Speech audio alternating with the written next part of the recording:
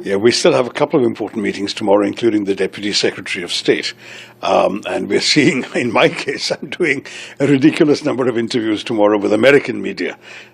So it's going to be a very full day. In fact, I have interviews, 8 or 9 already lined up, in addition to a breakfast meeting with a columnist and another conversation. So there's a lot going on still.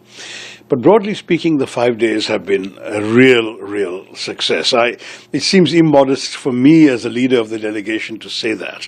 But I believe we acquitted ourselves rather well. We had good conversations everywhere. Pretty much every country, our embassies did a very good job of arranging high-level contacts to meet highest levels of government in some countries, the top legislators dealing with these issues, think tanks, media, influential media, press, public, and of course, where possible and appropriate, the diaspora. So we really covered a lot of bases. So long days. 16, 17, 18-hour days were not untypical. Night flights, 5 nights we spent entirely on planes and travel.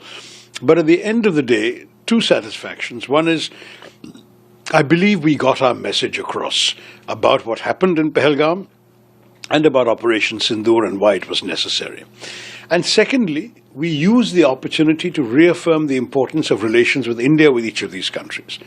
Everywhere we went, we talked about terrorism and we talked about our response, but also our interlocutors were keen on discussing larger issues of cooperation with India, Indian involvement in their development, their involvement in our development. It's been a terrific experience. I would say these 2 weeks have been well spent. They have been intense, but at the same time, they've been productive. In many ways, it was revealing of the fact that we had so much of support, so much of solidarity expressed.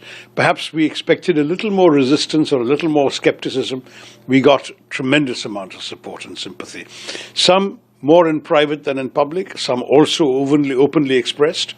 But on the whole, looking back on this, it's an excellent experience. The 8 members of the delegation are leaving feeling they have accomplished something for the nation. You met with Vice